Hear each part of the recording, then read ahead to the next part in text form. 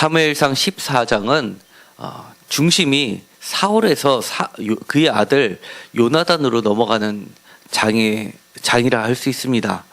어떻게 보면 이 야훼 블레셋을 앞들고 야훼의 전쟁을 시작하는 데 있어서 사울은 아무런 역할을 하지 못하는 것처럼 보입니다.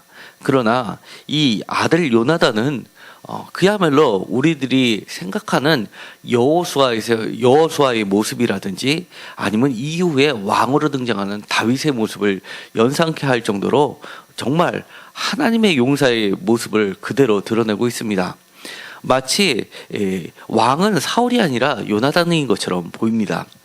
그리고 이 뒤에 이어지는 사울과 요나단의 제비뽑기와 그리고 요나단이 죽음을 앞두고 있는 상황에서 보면 사울과 요나단을 비교하고 있는 것을 보게 됩니다. 그러면서 사울과 요나단의 성향을 드러내고 있고 구시대의 인물인 사울과 새로운 세대의 인물인 요나단을 비교하여 부각시키고 있습니다. 이 14장의 위치는 13장에 우리가 이미 살펴본 것과 같이 13장에서 사울이 패위의 선언이 된 이후의 사건을 그려내고 있습니다. 우리가 여러 차례 보았지만 사울의 태도는 매우 우리로서는 합리적인 일이라고 할 수가 있습니다. 그것도 블레셋과의 전쟁이 앞서서 그리고 자신을 전쟁을 앞둔 상황 속에서 한두 명씩 떠나가는 상황 속에서는 충분히 그가 그럴 수 있었다는 것을 우리가 보았습니다. 그럼에도 불구하고 하나님께서 사울에게 요청하셨던 것은 멈춰라 라는 것이었습니다. 기다리라는 거였습니다. 왜 멈추라고 했으며 왜 기다리라고 했는지는 우리는 그 이유를 분명히 알 필요가 있습니다. 왜냐하면 이 전쟁은 야훼의 전쟁이기 때문에 그렇습니다. 야훼의 전쟁의 특징은 우리가 사사기를 통해서 여러 차례 보았습니다. 시작은 모세 때부터 이미 있었습니다. 모세가 출애굽을 할 때도 야훼의 전쟁이 있었습니다. 그들은 노예였음에도 불구하고 군대를 거기는 바로 왕을 무찌르고 출애굽했던 것을 보았습니다.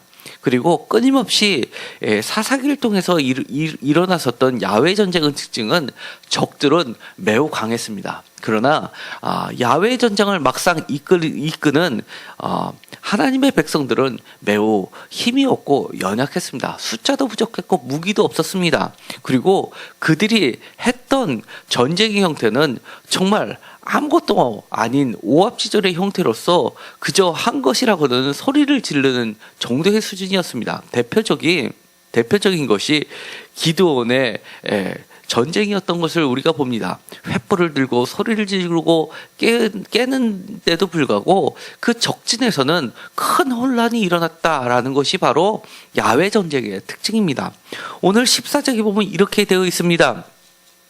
하루는 사울의 아들 요나단이 자기의 무기를 든 소년에게 이르되 우리가 건너편 블레셋 사람들의 부대로 건너가자 하고 그의 아버지에게는 아뢰지 아니하였더라. 이렇게 시작을 합니다. 왜 아들 요나단이 아버지에게까지도 이 이야기를 숨겼는지는 정확하게 여기서 드러내고 있지는 않습니다. 그러나 우리가 이 이야기를 보면 그 뒤에 전쟁에서 이기고 돌아오는 그 아들을 보고서도 아들을 죽이자라고 했었던 사울을 보았을 때는 분명히 이야기를 해봤자 허락을 안 했을 것이 뻔하고, 그리고 아버지로서는 그 블레셋 사람들을 향해서 건너갈 생각이 추호도 없었다는 것을 간접적으로 우리는 알 수 있게 됩니다.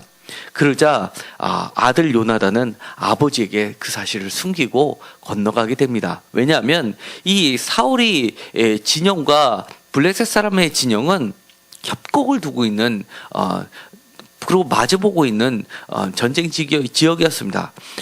위치상으로는 이 블레셋 사람들이 높은 위치에 있었고 아래를 내려다보는 요지에 있었기 때문에 그들이 건너가서 블레셋 사람들을 향해서 간다는 것은 죽음을 불사라는 행위였고 정말 계란으로 바위치기였다는 것을 알 수 있게 됩니다.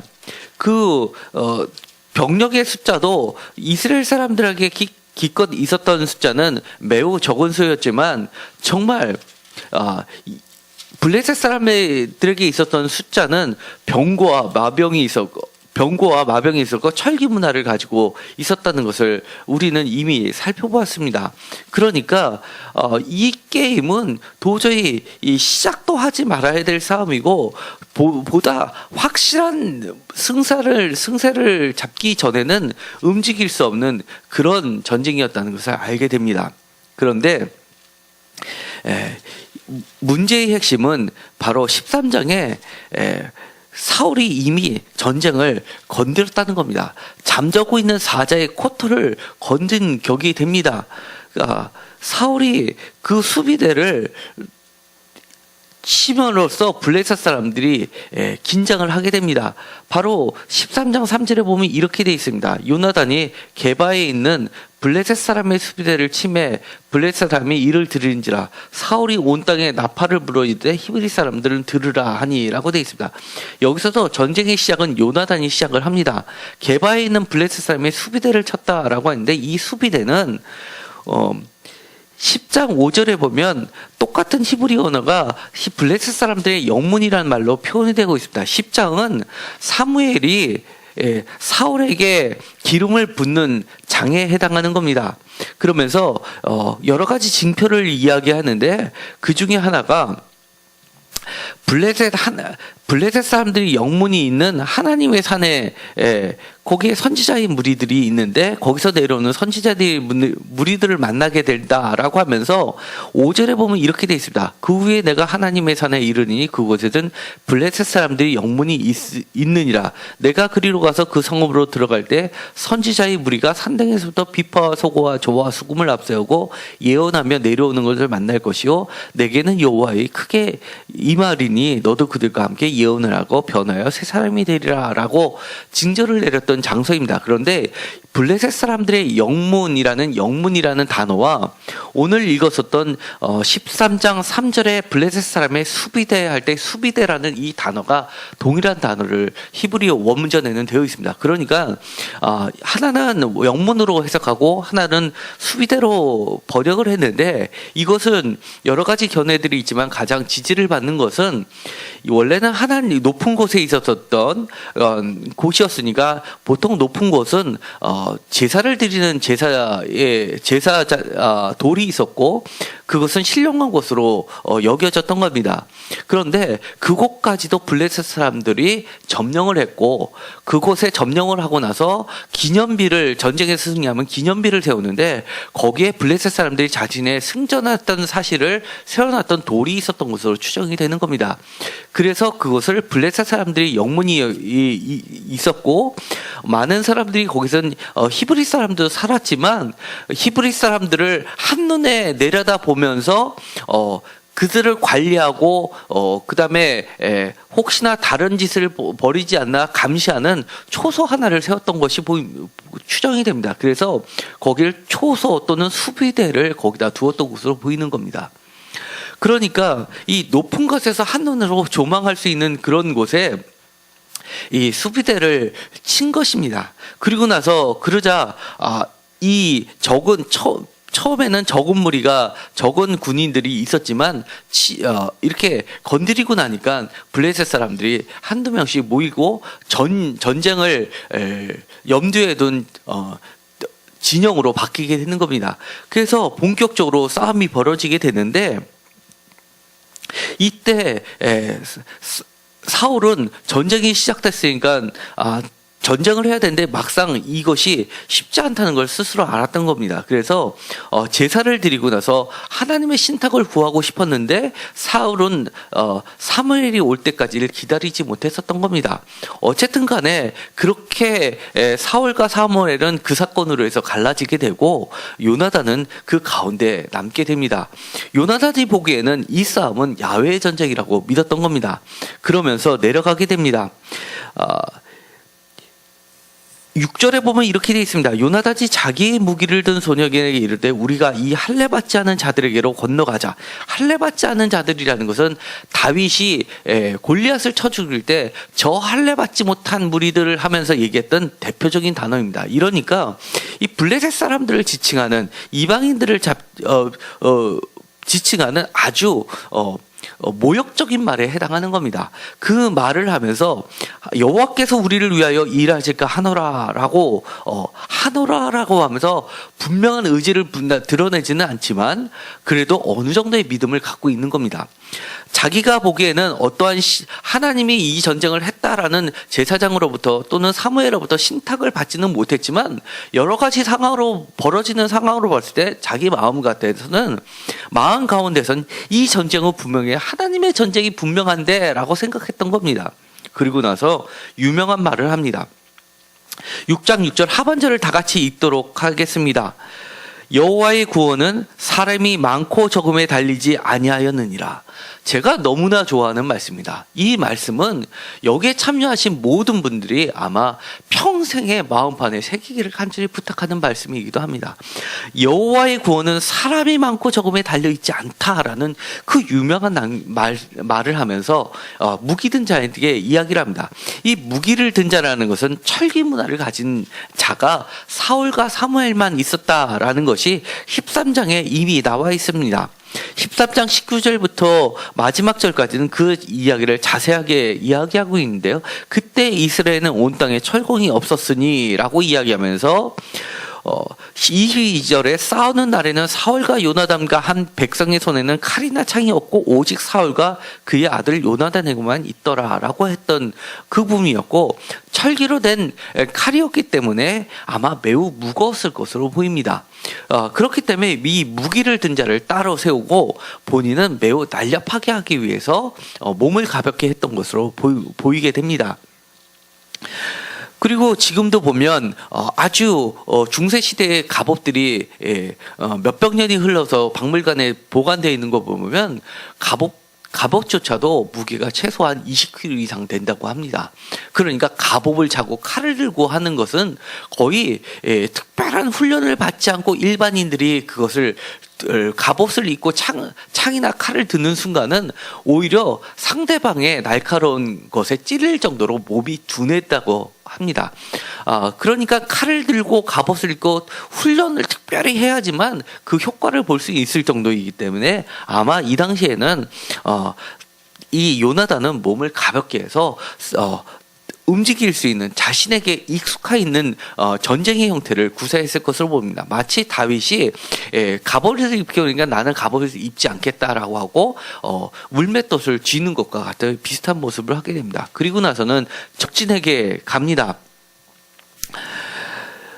당신의 마음에 있는 대로 다 행하여 앞서가소서라고 하면 그의 마음을 완전하게 알고 그의 요나단의 마음과 한 마음이 돼서 따르는 한 사람이 옆에 있었는 것은 정말 다행스러운 일입니다. 그리고 나선 같이 적진을 향해 갑니다.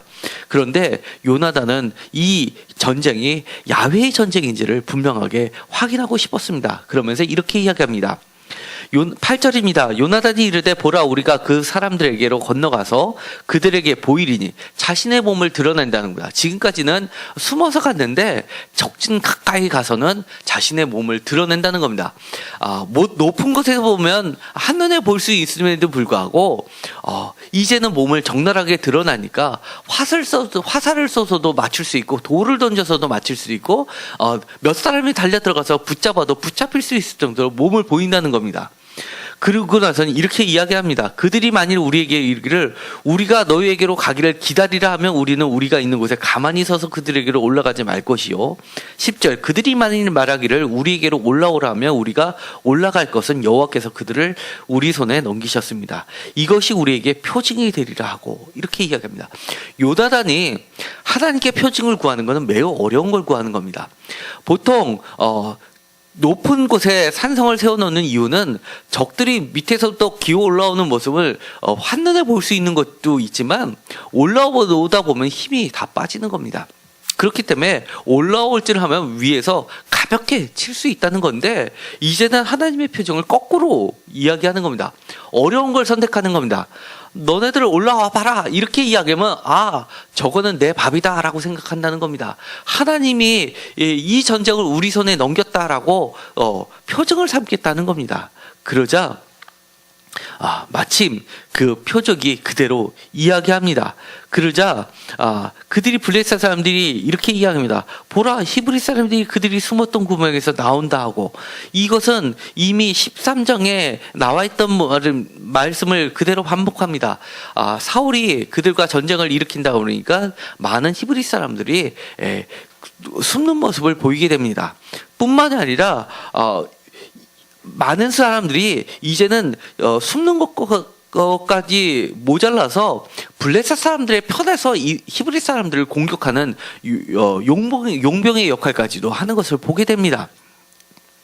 그런데 이때 그들은, 요나단은 이렇게 이야기합니다. 자기의 무기를 든 자에게 이르되 나를 따라 올라오라, 여호와께서 그들을 이스라엘의 손에 넘기셨느니라 하고, 요나단이 손발로 기어 올라가고, 얼마나 가파르면 손발로 기어 올라가겠습니까? 그리고 나서는 손발로 기어 올라가는 그들을 보고 얼마나 우습게 여겼겠습니까? 숫자도 얼마 되지 않은. 그러니까 그들을 아주 우습게 보고 무기 든 사람들이 나가오게 됩니다. 그러자 요나단이 그 무기를 든 자나 반나절가리 땅 안에서 처음으로 쳐 죽인 자가 20명 가량이었더라. 이것을 표준 세번역에는 이렇게 번역하고 있습니다. 이렇게 요나단이 자기의 무기를 든 병사와 함께 결의소 한 쌍이 반나절에 갈아엎을 만한 들판에서 처음으로 쳐 죽인 사람은 20명쯤 되었더라. 이 번역이 훨씬 더 이해하기 쉽죠. 이때 블레셋 군인들은 진 안에 있는 군인들이나 싸움터에 있는 군인들이나 전초 부대의 군인들이나 특공대의 군인들이나 모두가 공포에 떨고 있었다. 땅마저 흔들렸다. 하나님이 보내신 크나큰 공포가 그들을 휘감았다라고 표준 세번역에서 번역을 하고 있습니다. 14절과 15절에는 이렇게 반나절이 가리 땅 안에서라는 것은 매우 큰 지역을 이야기하는 것이 아닙니다. 그 다음에 15절에 들에 있는 진영과 모든 백성들이 공포에 떨었고 부대와 노략군도 떨었으며 땅도 진동하였으니 이는 큰 떨림이었더라 라고 되어 있는데, 개역개정에서 큰 떨림이었더라 1번 되어 있고, 밑에 보면 하나님의 떨리게 하심이었더라 라고 합니다. 표준 세번역은 이것을 보다 구체적으로 하나님이 보내신 크나큰 공포가 그들을 휘감았다라고 이야기를 합니다. 그러니까 이 전쟁은 정말 야훼의 전쟁이었다는 겁니다. 그들을 한 20명가량 죽이는 것도 쉽지 않았는데 그들이 공포에 몰아넣게 했다는 겁니다. 공포에 몰아넣게 하고 나서는 그 전쟁이 어떻게 바뀌었냐면 20절입니다. 사울과 그와 함께한 모든 백성이 모여 전쟁에 가서 본즉 블레셋 사람들이 각각 칼로 자기의 동물을 침으로 크게 혼란하였더라. 이것을 표준 세번역에서는 이렇게 번역합니다. 블레셋 군인들이 칼을 뽑아들고 저희끼리 서로 정신없이 쳐 죽이고 있었다. 이거야말로 하나님의 전쟁이 아니고 무엇이겠습니까? 우리는 전쟁에서 이길 때 꼭 내가 상대방을 죽여야지만 내가 이긴다고 생각합니다.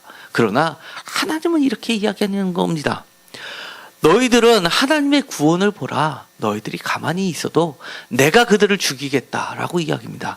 때로는 우박으로 죽이기도 하고 때로는 커다란 10가지 재앙으로 죽이기도 하지만, 이렇게 그들 스스로가 공포에 휩싸여서 정신없이 혼이 빠진 채 서로가 서로를 죽이는 싸움으로 번졌던 겁니다. 그리고 나서는 23절에 이렇게 결론을 냅니다. 여호와께서 그날에 이스라엘을 구원하심으로 전쟁이 베다웬을 지나니라. 너무나 멋진 이야기입니다.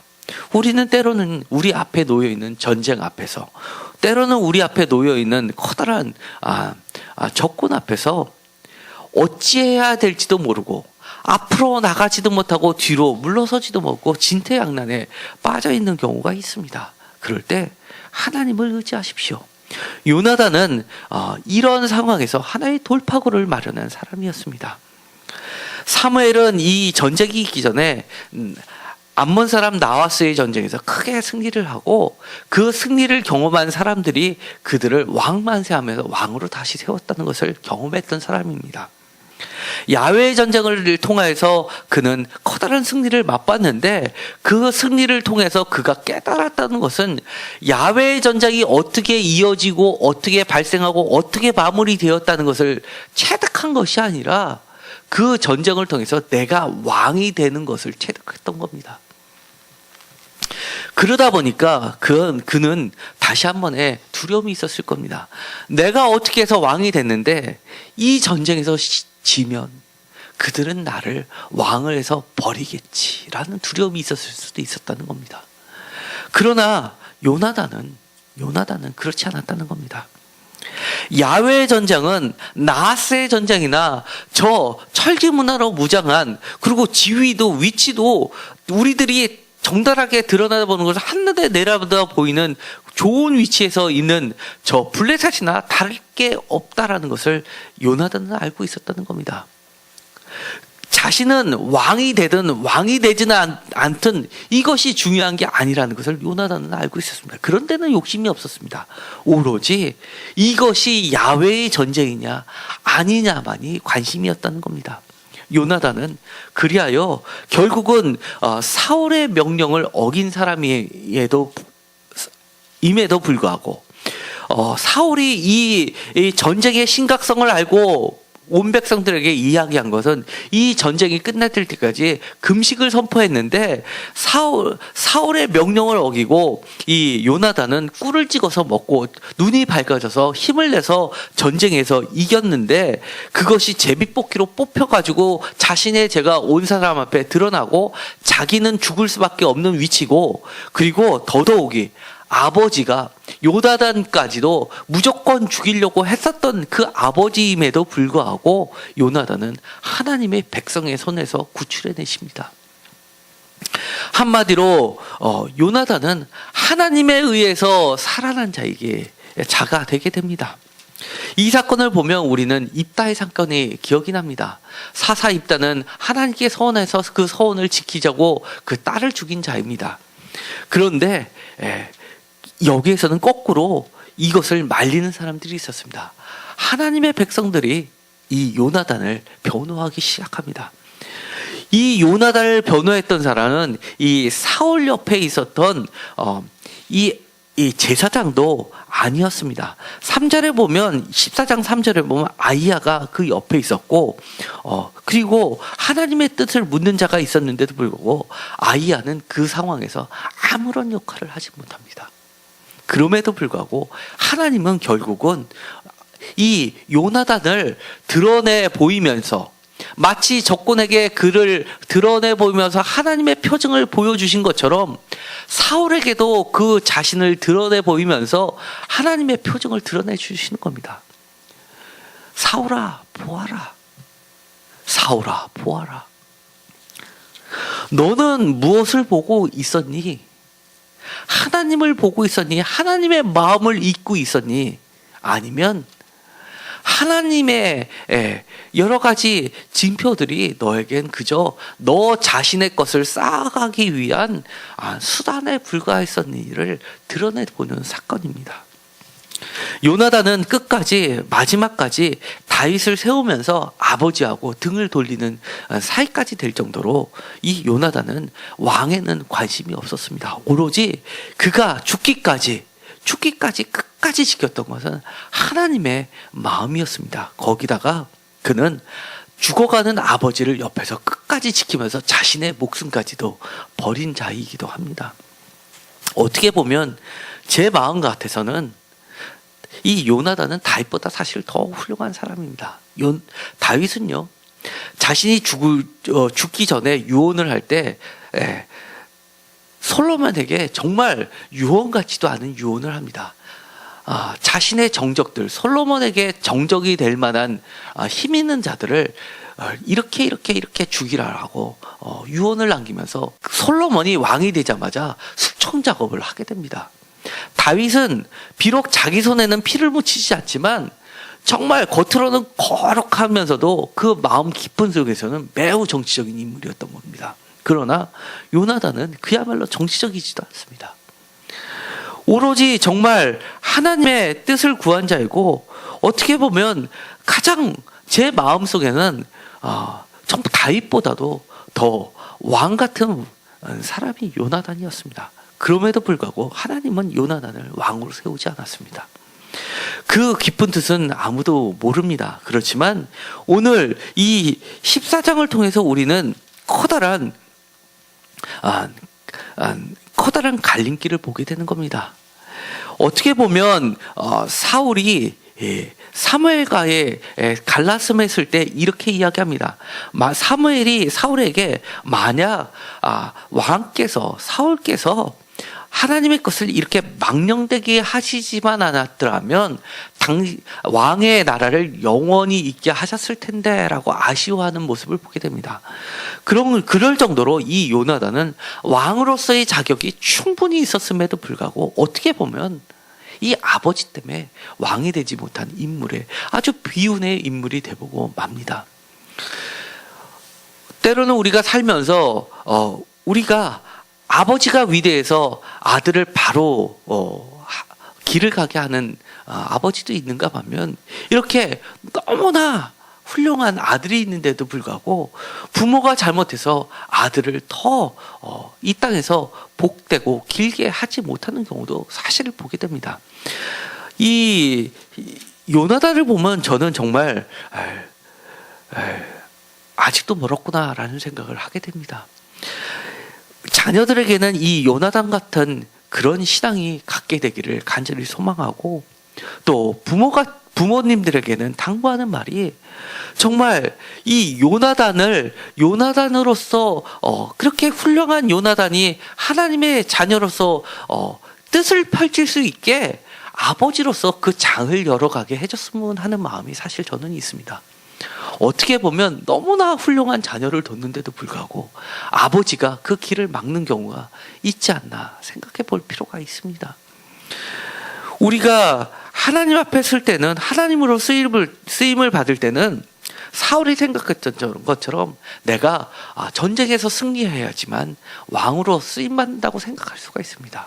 세상에서 부자여고 사업에서 성공해야 되고 직장에서 높은 지위가 올라가야지만 내가 정말 하나님 앞에 귀히 쓰임받는 존재가 될 수 있겠지라고 생각할 수도 있습니다. 그러나 하나님은 전혀 그렇지 않다는 겁니다.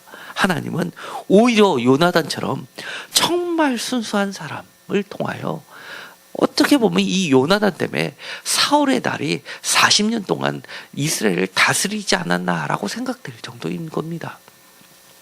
오늘의 이 말씀을 통해서 정말 요나단 같은 신앙을 갖게 되고 요나단처럼 하나님의 사랑을 받는 자가 되었으면 좋겠습니다. 자신의 것을, 모든 것을 다 내어주고 희생하는 그의 모습을 보면 마치 예수님의 모습을 보는 듯한 정도입니다. 기도하고 마치기로 하겠습니다. 하나님, 우리가 다 이해는 못하더라도 어떻게 보면 정말 요나단처럼 그렇게 아름다운 사람은 없는 것 같습니다. 아버지가 무엇인가 잘못된 길을 갈 때 이 아들 요나단이 나서서 하나님의 구원의 역사를 펼쳐지는 모습을 보게 됩니다. 사람이 많고 적음을 보았던 사울처럼 하지 않고 하나님의 구원은 사람이 많고 적음에 있지 않다고 당당히 이야기하면서 이 자리에 머물러 있는 그의 발걸음을 건너감으로써 하나님의 뜻을 펼치는 요나단을 보게 됩니다. 우리의 인생이 요나단의 인생이요 요나단의 믿음이 되기를 간절히 소망합니다. 또한 이 요나단처럼 하나님의 귀히 쓰임받는 자들이 모두 되기를 간절히 소망합니다. 우리들 앞에 놓여 있는 여러 가지 정말 두려운 존재들 앞에서 하나님을 믿고 나갈 때 하나님께서 언제든지 야훼의 전쟁을 일으켜 주셔서 우리가 감히 무찌를 수 없다고 생각하는 그 무리들을 서로 정신이 없이 서로 치고 싸우고 스스로 무너지는 일이 우리들 눈 앞에서 펼쳐지게 하여 주옵소서. 예수님의 이름으로 기도드렸습니다. 아멘.